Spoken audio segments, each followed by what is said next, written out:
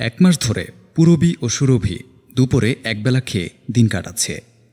লজ্জায় তাদের বাবার কাছে বলতেও পারছে না যে সৎমা সালমা বেগম ওদের খাবার দেয় না ঠিকঠাক মতো। আর তাছাড়া প্রবাসী বাবার কাছে এসব বলার সুযোগও নেই দু বোনের। বাবা সপ্তাহে একদিন ওদের সাথে কথা বলে, আর তখন সালমা পাশে দাঁড়িয়ে থাকে। ভয়ে ওরা দুজন নিজেদের বাবাকে কিছুই বলে না। আজ পুরবীর খুব খিদে পায়। সন্ধ্যা হতেই পুরবীর মনে হয় দুনিয়ার সব খিদে যেন আল্লাহ তাকেই দিয়ে দিয়েছেন। এক গ্লাস পানি ছাড়া পুরবী খাবার মতো তেমন কিছুই খুঁজে পেল না। পেটের ভেতরে এক ধরনের ব্যথা অনুভব করে পুরবী। বিছানায় শোয়া থেকে উঠে বসে ছোট বোন সুরভির দিকে তাকায় সে। ঘুমন্ত সুরভির মুখে যেন বিষাদের ছায়া। ডান গালে 3টি আঙুলের ছাপ স্পষ্টভাবে বসে গিয়েছে। নিজের খিদের কথা ভুলে গিয়ে মুহূর্তে বোনের ব্যথায় ব্যথিত হয় পুরবী এবং তার কাছে গিয়ে মাথায় হাত বুলিয়ে দেয়। ছোট মানুষ না খেয়ে থাকতে পারে না। খিদে লাগলেই পুরবীর কাছে এসে ঘ্যান ঘ্যান করে। আজ সন্ধ্যায়ও সুরভি কান্না করছিল খাবারের জন্য। পুরবী রেগে গিয়ে একটি থাপ্পড় বসায় বোনের গালে। কাঁদতে কাঁদতে সুরভি ঘুমিয়ে যায়। নিজের এমন ব্যবহারে নিজেই অনুতপ্ত হল পুরবী। বোনের হাত দুটো কোলে নিয়ে কান্না করে বলল, আমাকে মাফ করে দিস বোন, আমার কাছে যে কিছুই নাই। আমি কোথা থেকে তোকে খাবার দিতাম বল? মাও গেল, সাথে নিয়ে গেল আমাদের ভালো থাকা। ছোট মা যে একবেলা খেতে দেয় সেটাই তো অনেক আমাদের জন্য। আমি তোকে মারতে চাইনি, কিন্তু হঠাৎ রাগ উঠে গিয়েছিল। পুরবীর কান্নায় সুরভি জেগে গেল ঘুম থেকে। উঠেই বোনকে জড়িয়ে ধরল। পুরবীর কান্নার তোড় আরও বেড়ে গেল। সুরভি তার বোনকে জড়িয়ে ধরে চুপ করে রইল। ইদানিং বড় বোনের শরীর থেকে সুরভি কেমন মামা গন্ধ পাচ্ছে। পুরবীর মুখ মুছে দিয়ে সুরভি বলল, আমার যে ভীষণ খিদে পায় বুবু, কি করব বলো?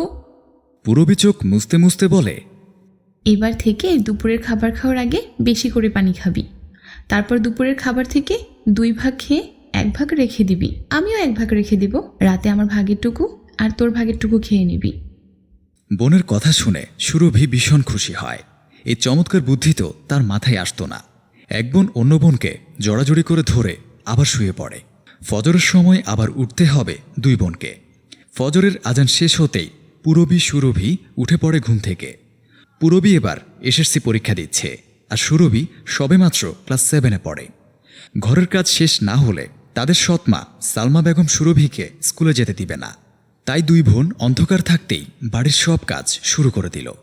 সালমা বেগম সকাল 7টায় ঘুম থেকে উঠল এবং রান্নাঘরে গিয়ে চাল, ডাল, তরকারি, 2টো মুরগির ডিম বের করে দিয়ে রান্নাঘরের সামনে একটি চেয়ার নিয়ে বসল।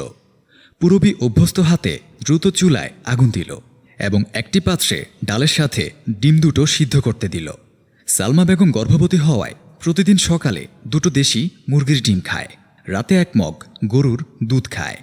সুরভি ঘর মোছার কাজ করছে। সুরভি তার বোনকে রান্নার কাজে 1 বালতি পানি দিতে গিয়ে দেখল চেয়ারে বসে তার সৎমা সালমা বেগম লবণ দিয়ে মেখে সিদ্ধ ডিম খাচ্ছে।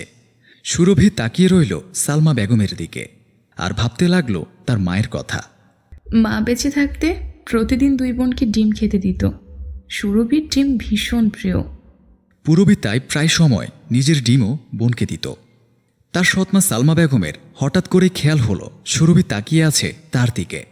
বসা থেকে উঠে তিনি সুরভির ঘাট ধরে ধাক্কা দিলেন এবং অকথ্য ভাষায় গালি দিতে লাগলেন সুরভিকে।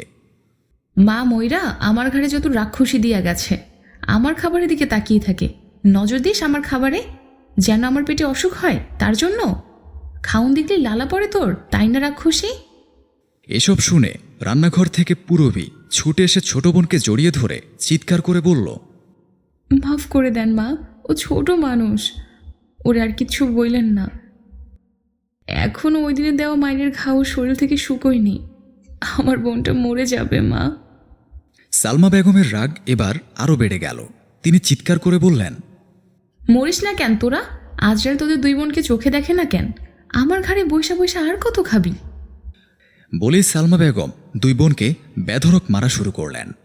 এবারে 2 বোনের আহাজারিতে গাছের পাতারাও যেন কেঁপে উঠল।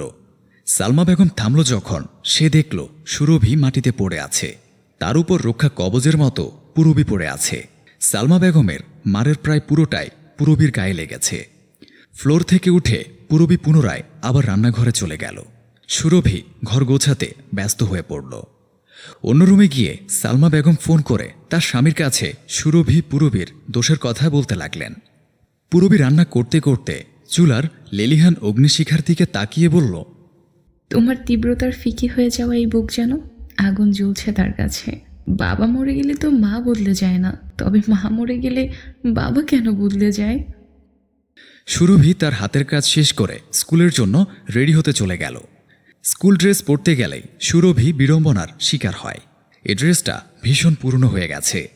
সাদা সালোয়ার হলুদাব হয়ে গিয়েছে, নীল জামার ছোপ ছোপ রং উঠে গিয়েছে।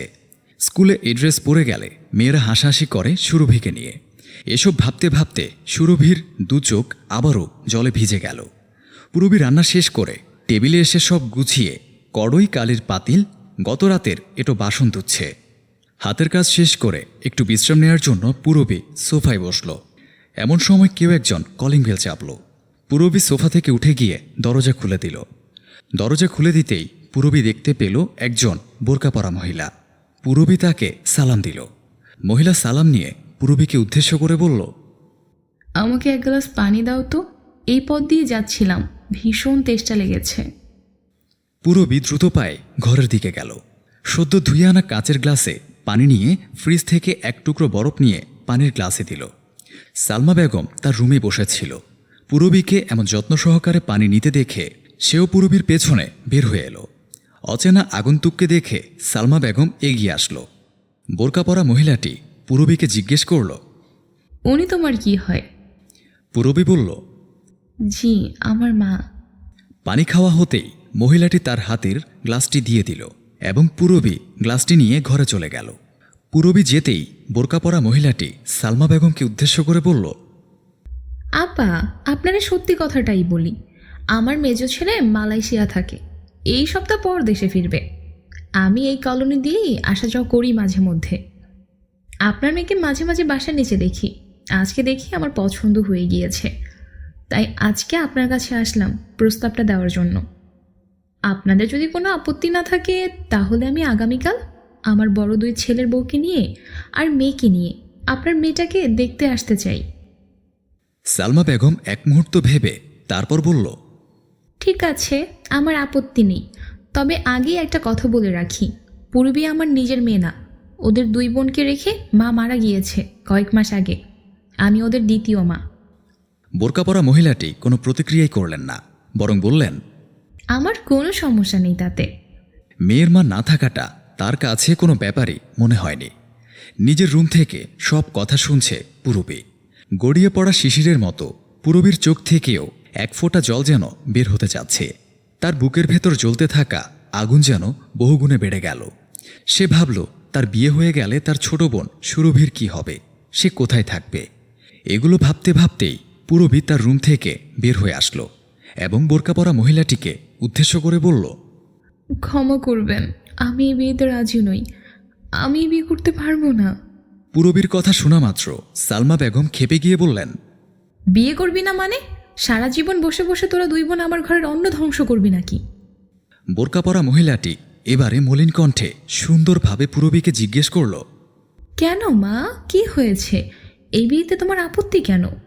পুরবী বলল, আমি বিয়ে করলে আমার ছোট বোনটা একা হয়ে যাবে, ওকে ছাড়া আমি কখনো থাকতে পারিনি, আর ভবিষ্যতেও পারবো না।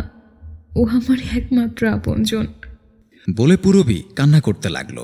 বোরকা পরা মহিলাটি পুরবীর মাথায় হাত বুলাতে বুলাতে বলতে লাগলেন, ও, এই কথা, সমস্যা নেই, তোমার বোনও আমার বাড়ি মেয়ে হয়ে থাকবে। আমি তো তোমাকে ছেলে বউ নয়, বরং নিজের মেয়ে করে নিয়ে যেতে চাচ্ছি। আমার একটা মেয়ে শখ ছিল, কিন্তু উপরওয়ালা দিল একটা ছেলে। তোমরা দুই বোন আমার ঘরে এলে আমার মেয়ের মা হওয়ার শখটা পূরণ হবে। মহিলাটির কথা শুনে পুরবী যেন আশ্বাস ফিরে পেল। পুরবী মহিলাটির চেহারায় নিজের মায়ের প্রতিরূপ দেখতে পাচ্ছে। পুরবী বিয়েতে রাজি হয়ে গেল। এখন পুরবী পেয়েছে হাসি খুশি একটা সংসার, কতগুলো ভালো মানুষ, সুন্দর একটি অত্যাচারবিহীন জীবন। পুরবীর শাশুড়ি তাদের দু বোনকে মায়ের থেকেও বেশি আদর স্নেহ করেন। পুরবী আর সুরভীর এখন আর মনে পড়ে না যে তারা এতিম।